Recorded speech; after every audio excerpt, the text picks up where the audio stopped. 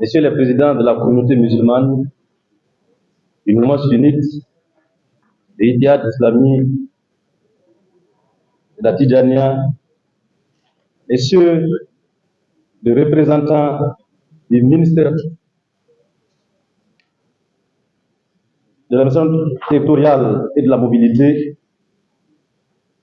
Messieurs les représentants du président du patronat burkinabé, Messieurs le conseiller de l'ambassadeur de la République de Turquie, Messieurs le président de l'AMB, distingués invités, chers frères et sœurs, je vous salue du salut de l'islam. Assalamu alaikum wa rahmatullahi wa barakatuh.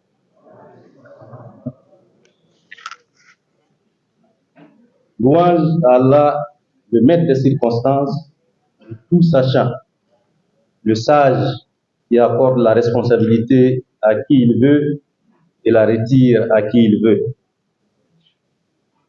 Nos prières sont sur le prophète Mohammed alayhi salatu wassalam, le modèle par excellence qui a assumé avec fidélité et amour, dans un esprit de responsabilité et de sacrifice, la mission qui lui a confiée Allah subhanahu wa ta'ala. Nos prières sont sur sa famille et ses compagnons qui l'ont soutenu et suivi avec foi et qui ont assumé avec responsabilité son héritage. La paix et les bénédictions sont sur tous ces musulmans et musulmanes qui, génération après génération, perpétuent ce sens de l'engagement, œuvrent dans la transmission du message et se sacrifient pour maintenir haut le flambeau de l'islam. Au moment où je me tiens devant vous, appelé à assumer la responsabilité de président du CRI pour un nouveau mandat, je voudrais remercier Allah subhanahu wa ta'ala qui le permet en nous donnant la vie, la santé, la sécurité et la volonté. Je prie le Tout-Puissant de récompenser les membres sortants des organes centraux et déconcentrés du CRI pour les efforts consentis. Allah est témoin des réalisations du mandat 2022-2024 et Allah nous suffit comme témoin. Je traduis ma reconnaissance aux membres de l'équipe entrante qui ont bien voulu accepter d'assumer cette responsabilité. Puisse Allah faciliter la mission. À tous ceux qui sont présents ce matin pour être témoins de notre engagement et accepter de nous accompagner dans cette lourde mission, merci.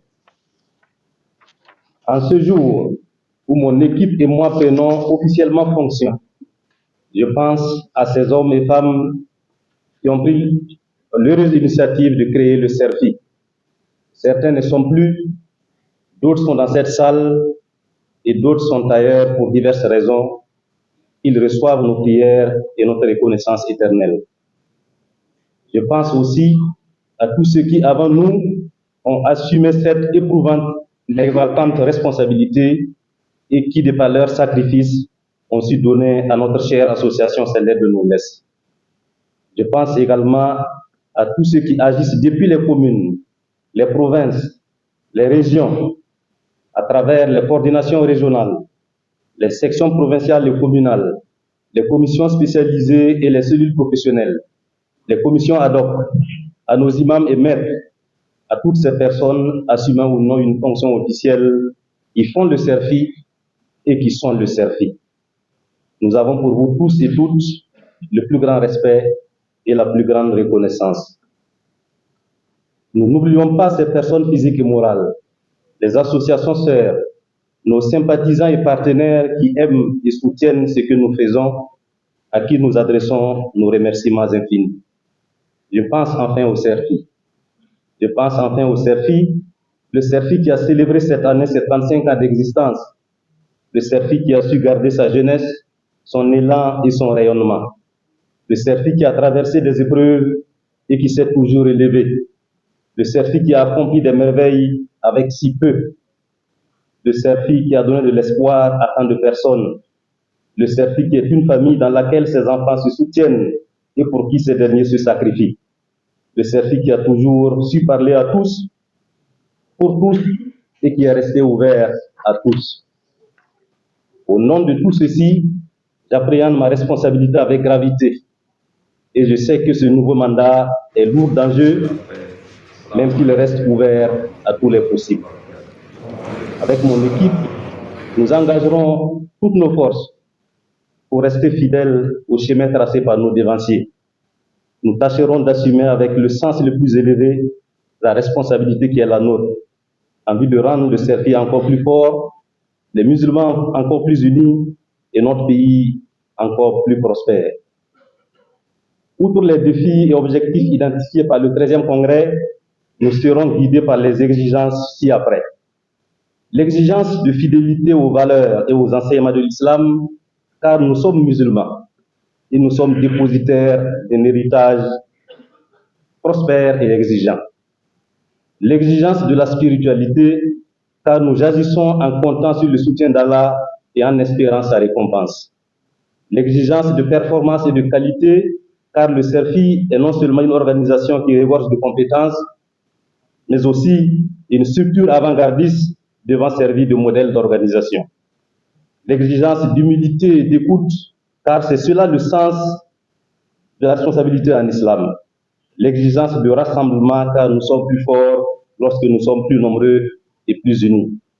L'exigence d'ouverture, car nous devons assumer davantage un rôle prééminent au sein d'une communauté de musulmans en quête d'une meilleure organisation et d'une plus grande unité d'action, d'une communauté nationale en quête de cohésion et de dialogue. L'exigence de présence, car notre pays, dans sa situation actuelle, a besoin du CERFI et des musulmans par la prière, les conseils et les propositions. L'exigence d'accompagnement enfin, car il y a tant de souffrances autour de nous. Si nous avons accepté les responsabilités que tout cela implique, c'est que l'action que nous allons entreprendre doit être celle de tous et de toutes. Nous ne pouvons pas la conduire sans votre présence, sans vos conseils, sans vos interpellations sincères, sans votre soutien et sans votre accompagnement spirituel, matériel et intellectuel.